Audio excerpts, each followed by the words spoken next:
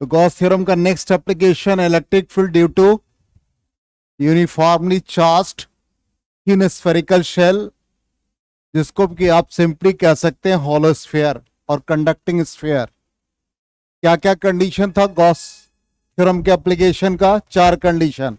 हर्ष बता दो। सबसे पहले गिवन चार्ज डिस्ट्रीब्यूशन के लिए गॉसियन सरफेस ड्रॉ करते हैं। तो यहां पर देख लो, सिंपली ये जो रेड कलर का स्फीयर है हॉलो स्फीयर, जिसका रेडियस कैपिटल आर, इस पर सरफेस चार्ज डेंसिटी सिग्मा है, चार्ज पर यूनिट एरिया।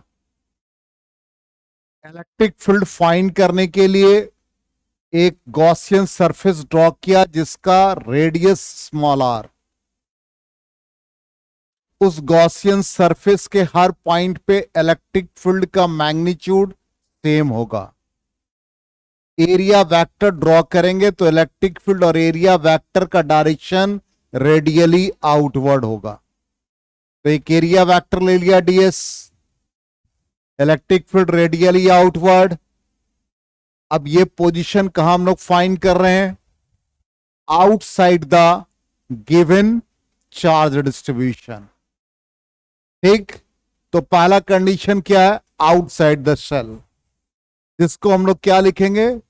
स्मॉल आर, जो हम लोगों ने रेडियस लिया गॉसियन सरफेस का, greater than the given charge distribution of radius capital R. ये कंडीशन आएगा, ये रिजल्ट आ रहा है। अब ये रिजल्ट कैसे फाइंड होगा वो हम लोग देखते हैं। तो सबसे पहला, ये हमारा गॉसियन सरफेस, पहला पॉइंट।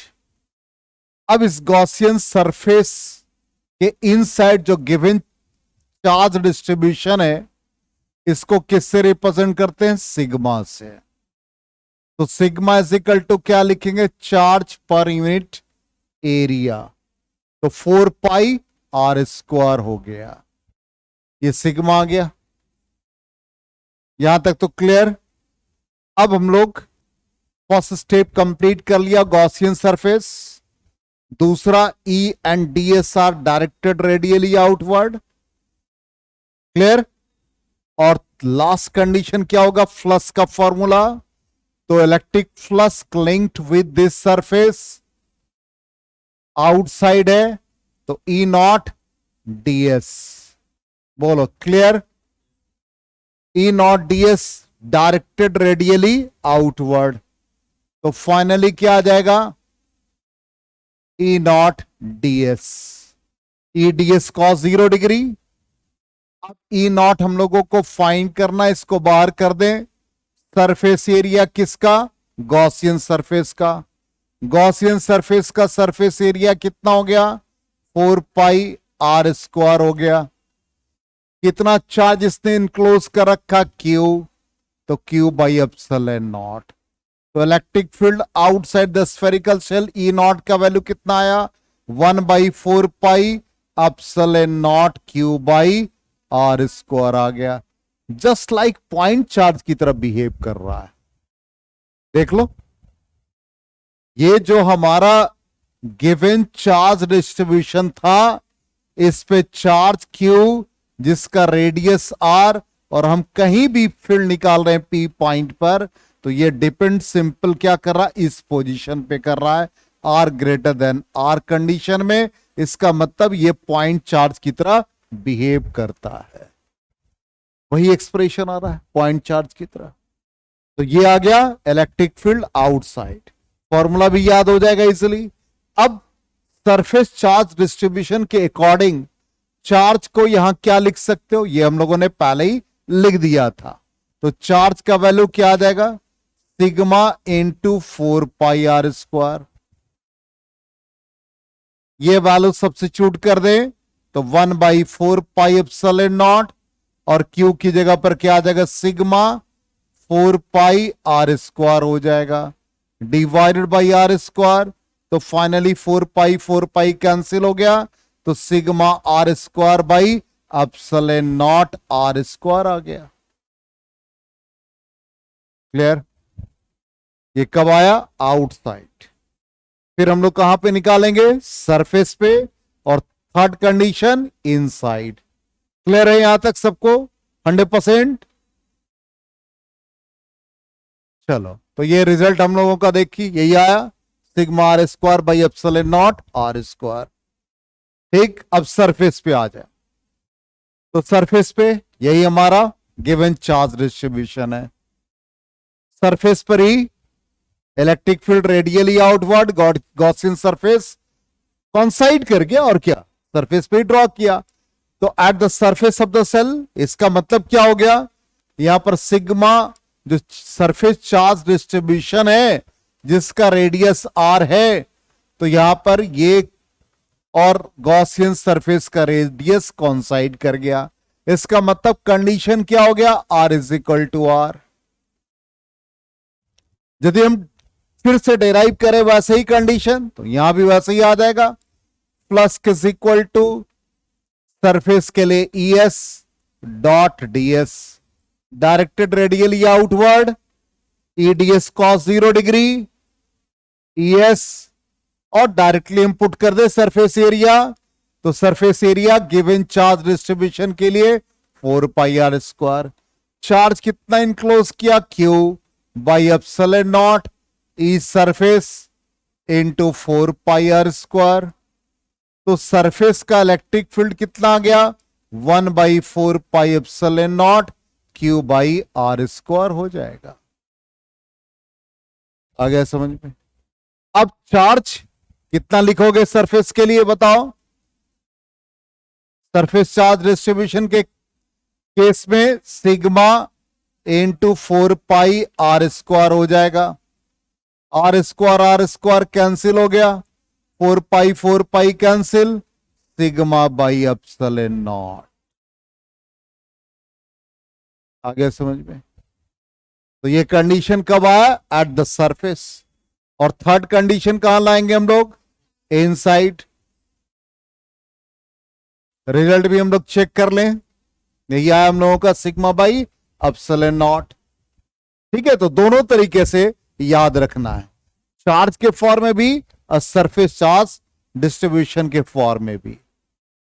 अब आ जाए इनसाइड, तो ये इनसाइड है जिसका रेडियस स्मॉल आर। ठीक, सरफेस एरिया कंसिडर कर लिया, रेडियली आउटवर्ड। इनसाइड का कंडीशन क्या आएगा, क्या लिखोगे, आर स्मॉलर देन आर, यही कंडीशन आएगा।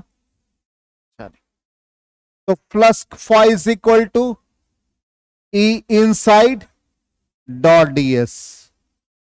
ठीक, इसका मतलब यह होता है charge enclosed by epsilon naught, E I DS. कितना इसके अंदर चार्ज इनक्लोज है, ये जो गिवन चार्ज डिस्ट्रीब्यूशन है इसके सरफेस पे है। Charges always reside on the surface of a conductor. इसका मतलब इसके इनसाइड जो गॉसियन सरफेस है जिसका रेडियस स्मॉल आर है, इसमें कितना चार्ज इनक्लोज है, 0। There is no charge inside the Gaussian surface. तो फाइनली क्या हो गया, enclose charge 0 by epsilon naught. तो ये आ जाएगा ई आई डी एस, जो भी है गॉसियन सरफेस आपने ड्रॉ कर रखा है, तो E I is equal to 0। It means inside a conducting surface या sphere electric field is always 0। आ गया समझ में? तो ये एग्जाम में भी आपके क्वेश्चन आ चुका कि show that electric field inside a conductor 0। तो ये डेरिवेशन आप कर देंगे। अब तीनों कंडीशन हम लोग दिमाग में रखेंगे, इसका ग्राफिकल रिप्रेजेंटेशन भी बहुत इंपॉर्टेंट है एंट्रेंस पॉइंट ऑफ व्यू से। ठीक है, यहां तक क्लियर सबको 100%? आगे 0। अब तीनों कंडीशन जिससे कि हम इलेक्ट्रिक फील्ड वर्सेस पोजीशन का ग्राफ रिप्रेजेंट करें। ग्राफ का नेचर देखिए कैसा बनता है, इलेक्ट्रिक फील्ड वर्सेस आर। अब एक कंडीशन हम लोग ले लें, जहां रेडियस कॉन्साइड कर रहा है किसका, गॉसियन सरफेस का।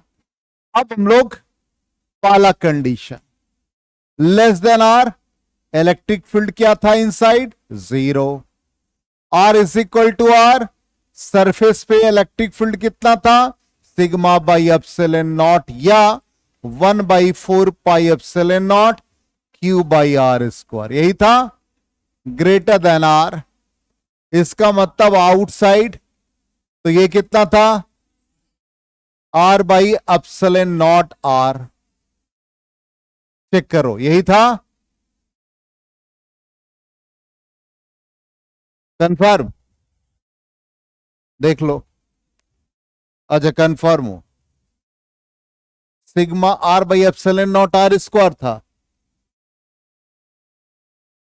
एक बार पीडीएफ चेक कर लो।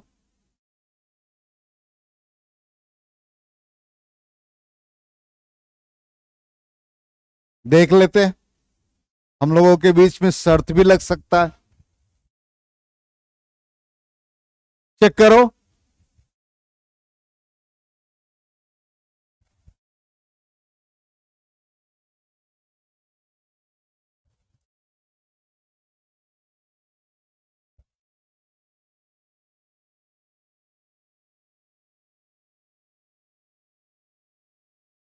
नहीं सरफेस आउटसाइड कितना था,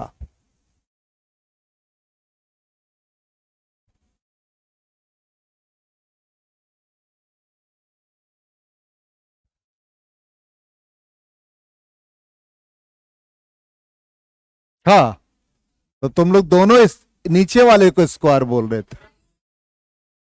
ओह अच्छा अच्छा, ओह मतलब पॉइंट को टॉस करना, हेड भी मेरा टेल भी मेरा।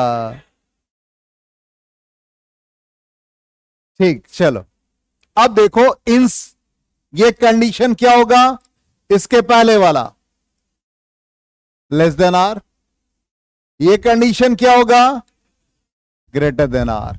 लेस देन आर में इलेक्ट्रिक फील्ड कितना आ रहा है, नहीं लेस देन आर 0, इसका मतलब इलेक्ट्रिक फील्ड 0 यहां होगा, इज इक्वल टू आर में मैक्सिमम लग रहा है, मैक्सिमम लग रहा है, मतलब सरफेस पे, और सरफेस पर वैल्यू कितना है भाई, सिग्मा बाई एप्सिलॉन नॉट या 1/4 pi epsilon naught Q by R square. इसके बाद आउटसाइड, तो आउटसाइड का कंडीशन ये, इसका मतलब इनवर्सली रिलेटेड टू आर, इसका मतलब inversely related to R square. आर के वैल्यू को इंक्रीज करेंगे तो इलेक्ट्रिक फील्ड डिक्रीज करेगा, तो इसका ग्राफिकल रिप्रेजेंटेशन ऐसा होता है, रेक्टेंगुलर हाइपरबोला। इसका मतलब इसके बाद ग्राफ का नेचर ऐसा हो जाएगा। आ गया समझ में, क्लियर। ग्राफ, कोई भी ग्राफ, जो भी हम लोगों का रिलेशन उसको छोड़ना नहीं है। सबसे ज्यादा ग्राफिकल क्वेश्चन परेशान करता है, याद रहेगा तो दिक्कत नहीं आएगी। यहां तक क्लियर है सबको, एक बार चेक कर लेते हैं हम लोग क्या रिजल्ट आया। इनसाइड 0, सरफेस पर ये है, और फाइनली ये रिजल्ट, सेम ग्राफ है। क्लियर हो गया। अब आ जाए next, electric field due to solid sphere. ये बहुत इंपॉर्टेंट सेगमेंट है, ध्यान दोगे। वैसे ही कंडीशन लेके चले, आउटसाइड द गिवन। अब यहां पर कौन सा डिस्ट्रीब्यूशन होगा, volume charge distribution. Solid sphere,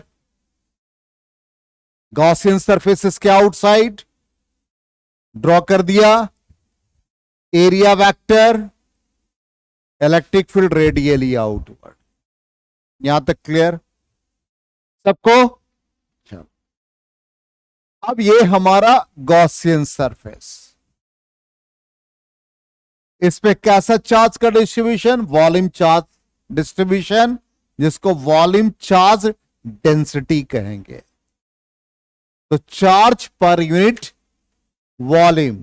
तो क्यू वॉल्यूम की जगह पर क्या लिखोगे? 4/3 पाई आर क्यूब। क्लियर? यहां तक क्लियर है सबको? चलो अब इसका इलेक्ट्रिक फील्ड फ्लक्स बता दो। क्या है? Outside E not ds। E ds cos 0 degree. Surface area बता दो जल्दी से, किसका? Gaussian surface. 4 पाई r² हो गया।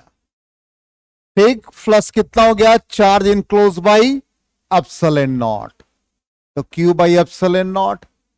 ये भी वही रिजल्ट दे रहा है, बिल्कुल ये भी पॉइंट चार्ज की तरह बिहेव करेगा। आ गया? एक तो ये एक्सप्रेशन आ गया आउटसाइड।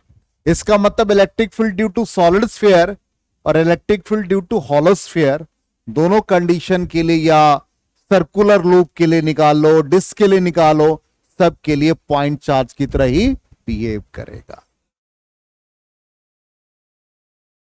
कहां एप्सिलॉन नॉट? कहां एप्सिलॉन नॉट है? इसको चश्मा दो एक और। कहां एप्सिलॉन नॉट है? कहां एप्सिलॉन नॉट है? गौर करो। हम ई ऐसे लिखते हैं और एप्सिलॉन ऐसे लिखते हैं, दोनों सिमिलर है क्या? डिफरेंट है। पावर चेक कराना है? तुम्हारा ही पावर है, बाकी किसी को दिक्कत नहीं था। चलो, तो 1/4 पाई एप्सिलॉन नॉट। चार्ज का वैल्यू बता दो कितना आ गया? Rho into 4/3 pi r³ by epsilon r² हो जाएगा।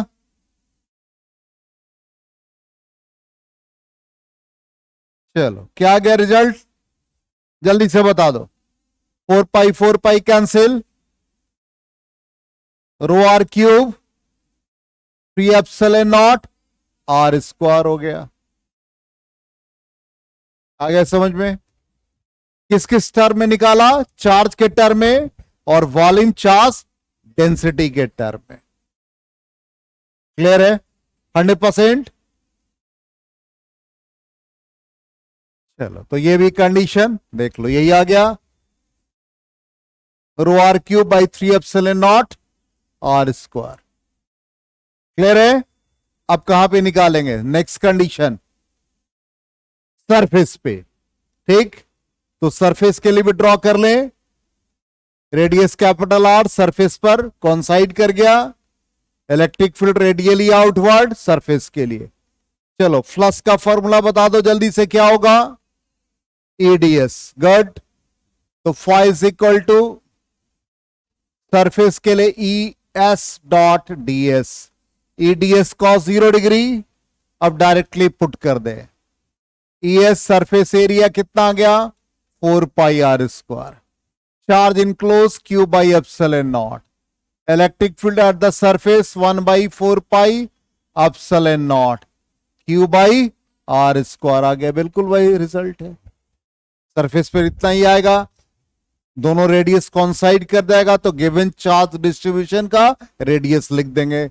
अब चार्ज का वैल्यू बता दो कितना आ गया? Rho into 4/3 gut by r² हो गया।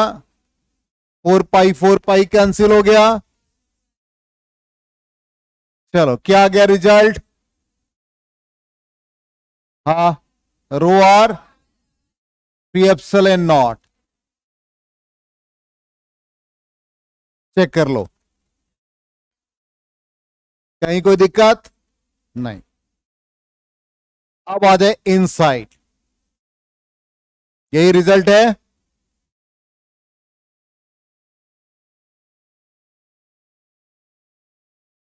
अब आ जाए इनसाइड, इसके इनसाइड। इसके इनसाइड रेडियस R, वैसे ही ले लिया Gaussian surface. Surface area ds और रेडियली आउटवर्ड। कितना चार्ज इनक्लोज होगा?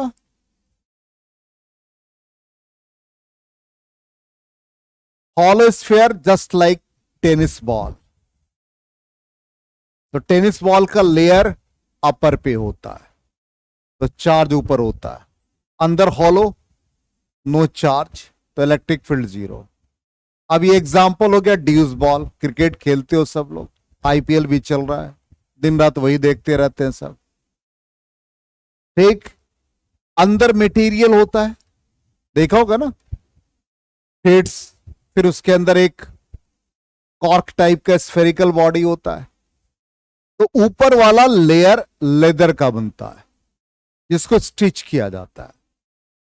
अब उसके अंदर वाला लेयर थ्रेड होता है जिसको हम लोग गांव की भाषा में रस्सी कहते हैं, पतला सा रस्सी होता है। फिर उसके अंदर एक कॉर्क होता है, देखा है कभी ड्यूस बॉल को? तो अंदर पूरा ऊपर चार्ज, पूरे सरफेस पे चार्ज क्यों है? तो जो थ्रेड वाला पोर्शन उस पे चार्ज कितना होगा, कॉर्क पे चार्ज कितना होगा? हम सिंपल आपसे एक सवाल पूछ रहे हैं, इस पर चार्ज का डिस्ट्रीब्यूशन यूनिफॉर्मली है, टोटल चार्ज क्यों है? अब हमने इसके अंदर एक सरफेस ड्रॉ कर दिया, यही थ्रेड वाला पोर्शन जिसको ग्रीन कलर से रिप्रेजेंट किया। व्हाइट कलर वाले पोर्शन पे जो पूरे सरफेस पे है, इस पे चार्ज क्यू है, तो ग्रीन वाले पोर्शन पे कितना चार्ज होगा? ये क्यू डैश होगा, नॉट क्यू। अब इस क्यू डैश का वैल्यू कैसे निकालेंगे? सिंपल, हमने एलिमेंट्री चार्ज निकालने का तरीका centre of mass, rotational dynamics, gravitation में पढ़ाया था। क्या था एलिमेंट्री मास निकालने का तरीका? जल्दी से बताओ तो। टोटल मास बाई, यदि वॉल्यूम है तो total mass by total volume into elementary volume. इसी तरह से elementary charge dq is equal to total charge by total volume into elementary volume. तो यहां पर क्यू डैश का वैल्यू जल्दी से बता दो, क्या हो गया? Charge by total volume.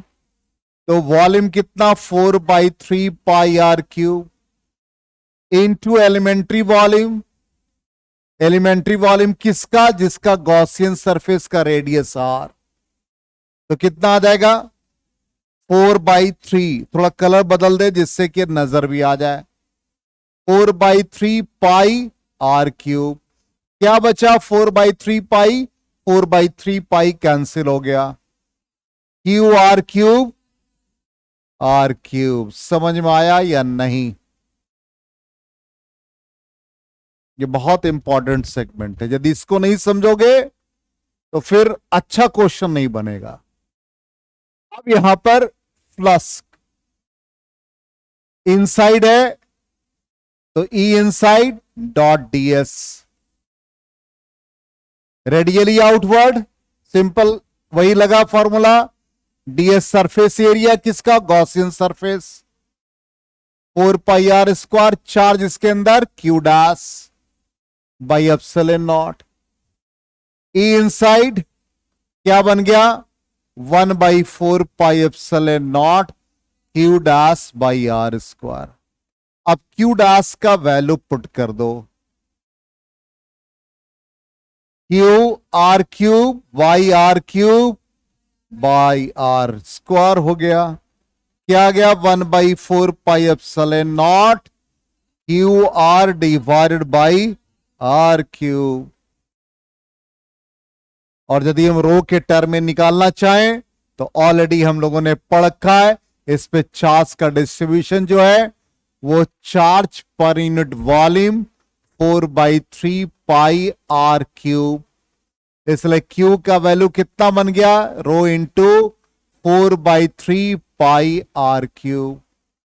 अब ये वैल्यू सब्स्टिट्यूट करो, क्या आ गया रिजल्ट, जल्दी से बता दो।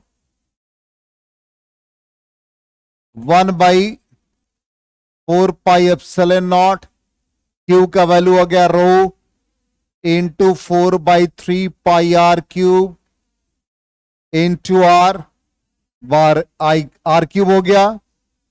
तो कितना आ जाएगा रिजल्ट, फाइनली बता दो इनसाइड। r³ कैंसिल, तो रो आर 3ε0, ये आ रहा है कंफर्म। आ गया समझ में, कहीं कोई कंफ्यूजन, चेक कर ले हम लोग एक बार पूरे रिजल्ट को। यही आ रहा है, क्लियर। अब इसका ग्राफिकल रिप्रेजेंटेशन पे आ जाओ। इसका भी ग्राफ कैसा हो जाएगा जल्दी से बता दो। इनसाइड क्या आया, ρr/3ε0, ठीक, directly proportional to small R, surface पर मैक्सिमम, तो ये सरफेस वाला पार्ट आ गया। अब इसके आउटसाइड जा रहे हैं, आउटसाइड में क्या था, इनवर्सली रिलेटेड टू r²। आ गया समझ में, क्लियर। तो ग्राफ भी हो गया। अब इसके बाद जो क्वेश्चन है बड़ा खतरनाक क्वेश्चन है। अब वो क्वेश्चन देखिए क्या है, ध्यान दीजिए। एनसीईआरटी का ही एक एग्जाम्पल है। इसमें कहता है कि यहां पर न्यूक्लियस पे जो चार्ज दे रखा, जिसको रेड कलर से रिप्रेजेंट किया, Ze, atomic number, electronic charge, ठीक। अब ये सारा इलेक्ट्रॉन क्लाउड है जो आउटसाइड है, जिसका रेडियस कैपिटल आर। तो इलेक्ट्रिकली यदि ये न्यूट्रल है, इसका मतलब Ze यहां पर प्लस है, और ये पूरे इलेक्ट्रॉन क्लाउड के लिए -Ze। तो atom as a whole neutral हो गया, वही लिखा हुआ है। अब इसके लिए फील्ड हम लोगों को कहां कहां फाइंड करना है, at a distance r from the nucleus.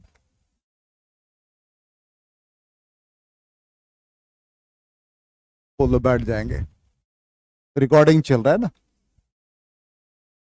अब फैन ऑन कर देना।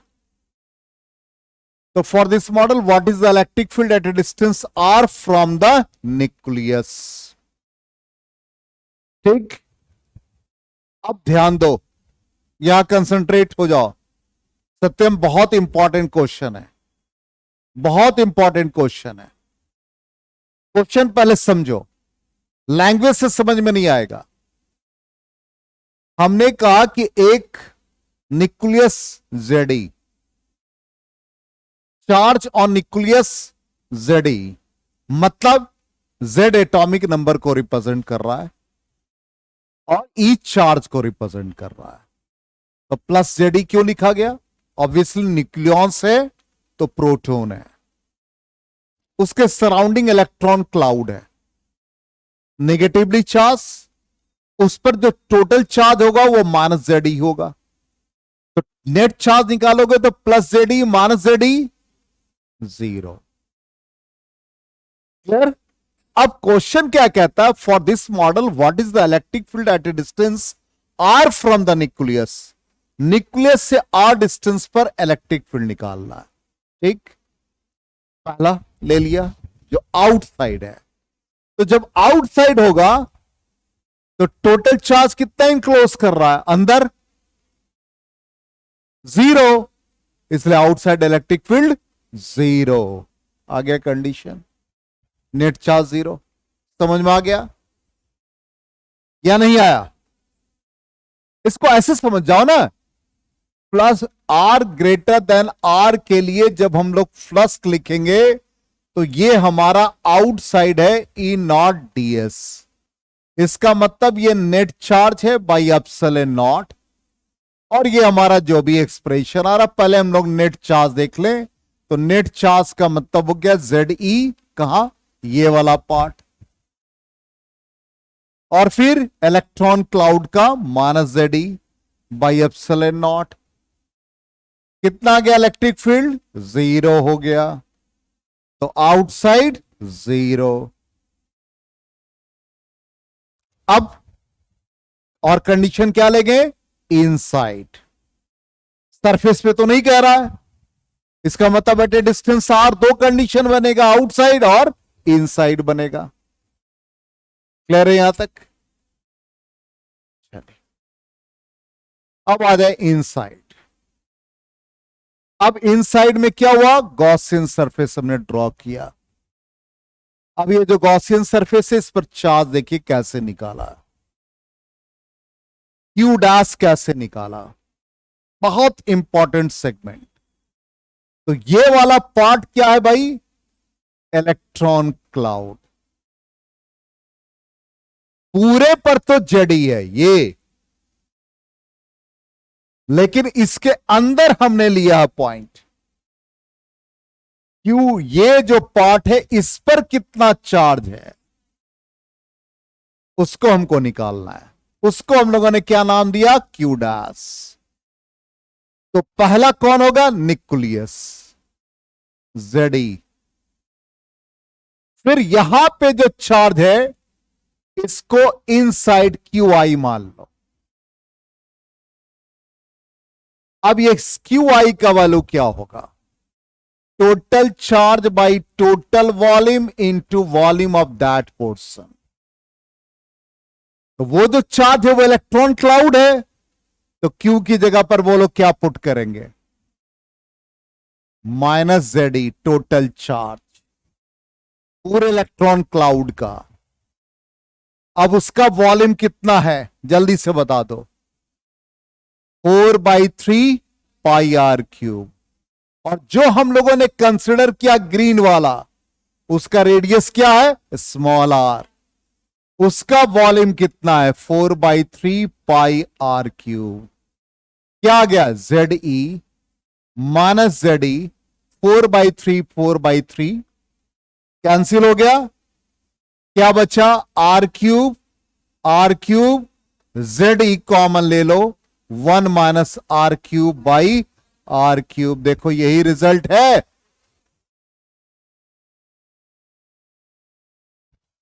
समझ में? यदि सॉलिड स्फीयर नहीं पढ़ते तो ये कॉन्सेप्ट नहीं मिलता। अब फिर फॉर्मूला सीधा लगा दिया। इलेक्ट्रिक फील्ड क्या बन जाएगा? Q'/r²। क्यू डैश का वैल्यू हम लोगों को यहां से मिल गया। आ गया समझ में? 100% क्लियर? तो इस तरह से हम लोगों ने यह अध्याय पूर्णतः समाप्त कर लिया। ठीक, तो कल टेस्ट के लिए बेस्ट ऑफ लक। और नेक्स्ट क्लास से इलेक्ट्रिक पोटेंशियल शुरू हो जाएगा, यूनिट 2। लेकिन उसके पहले एनसीईआरटी का एक एक सवाल ऐसे मैक्सिमम हो चुका है, फिर भी उसको सामने पीडीएफ को डाल करके एक एक क्वेश्चन कर डालना है। नोट्स में भी एनसीईआरटी का एक एक क्वेश्चन का सॉल्यूशन हमारा होना चाहिए। ठीक है?